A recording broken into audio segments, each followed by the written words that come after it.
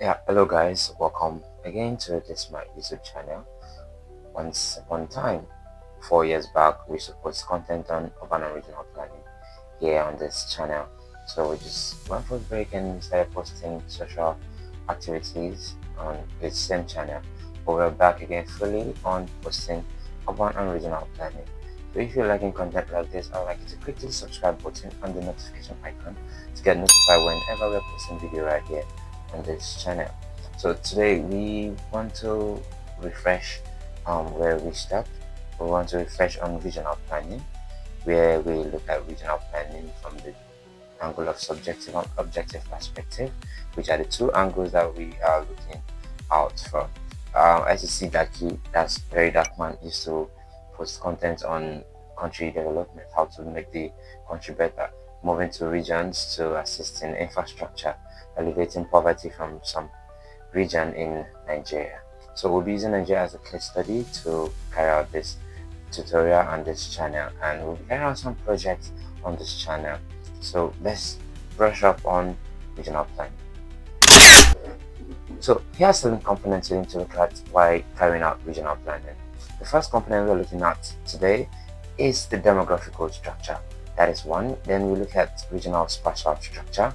Two. Then the third, we look at resource-based structure. That's the third one. Then the fourth one, we are looking at the topographical structure. So we start with the first one, which is the demographical structure, because you are not planning any region without the people. You're looking at the population size, the threshold of the population of that region, before you can carry out any planning for those people in that region, because you are planning for the people. And in planning for the people, you have to look at the necessary facility you need to put in place for the people. In planning, where we are talking about planning our laid down track to capture the future. So we should now go back to where we started from, where we talk about the subjective objective perspective of region. Where the subjective perspective, we're looking at a region in description of a phenomena, like you can see the Black Girls region, the cash crop region, like the Benue State, the agricultural region. So that is for the subjective, you're describing a phenomena. Now the angle of objective, which is the intention, you're looking at angle of space, which is a spatial structure.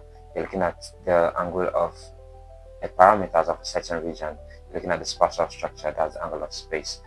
So we are now back to these components that we have outlined to look at today, which we talk about the demographic structure, the resource-based structure, the topographical structure, and the regional spatial structure. So we should start with the demographic structure, where we're talking about planning for the people. If you're not planning for the people, then there is no planning, because you have to look at these people before carrying out planning properly for these people that you want to plan for. So that's what we're talking about, the demographic structure. Now there's what we call population studies. These population studies helped in carrying out the census. You can use it to count the demographic structure of a certain region while you want to plan for these people. Now you have to still look at the economic structure of that region, which is the basis of their sustainability. You look at their economic structure, you look at what kind of region is this region, because in Nigeria we look at 20,000 population is considered an urban settlement. Now if it's less than 20,000, we're looking at rural settlement. That's where we're looking at the population from. So we are just brushing today's lecture on these angles. So let's move to the next one, where we're talking about the regional spatial structure. Now the spatial structure, you can see Nigeria as a country has a wide space, has vast land in terms of landmass. So that is how we look at the spatial structure. Now, not just planning for the whole country, we can plan for states. Like we can plan for Kogi, we can plan for Benin State, we can plan for Benue State, where agriculture is the panacea to their sustainable living.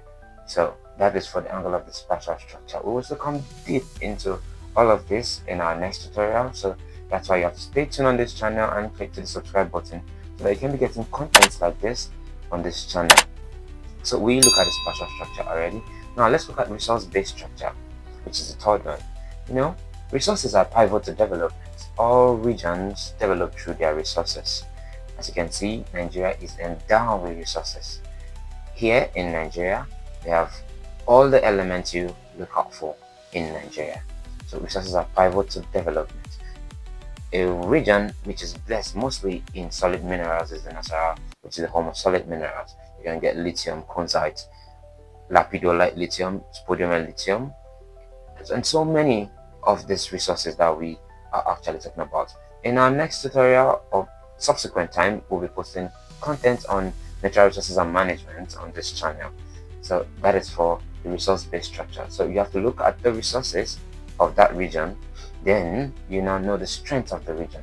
I think Nigeria is the most powerful on the whole planet Earth today in terms of resources, because we have all kind of resources you can ever mention: the gold, the crude oil, where we get gas from, we get PMS also from. So you look at that perspective.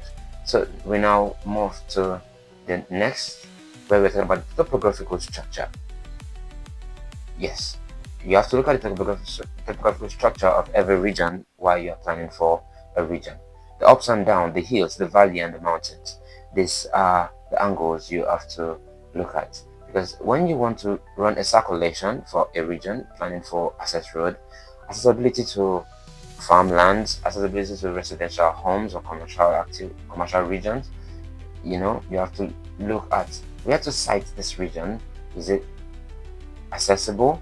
Is there a hill or a mountain? What kind of vehicle are they supposed to be using? What kind of transportation model are you supposed to plan for this region to actually carry out this planning for this region? That's why you have to look at the topographical structure of that region. So all in all, we're looking at this regional planning, and we are assuring that you will get a clear insight on this channel if you stay tuned on what we're posting frequent times on this channel. So my name is Godwin Abogone Ame, and if you're liking content like this, I still urge you to click to the subscribe button and the notification icon and get notified whenever we're posting video right here on this channel. So see you in my next class. Bye.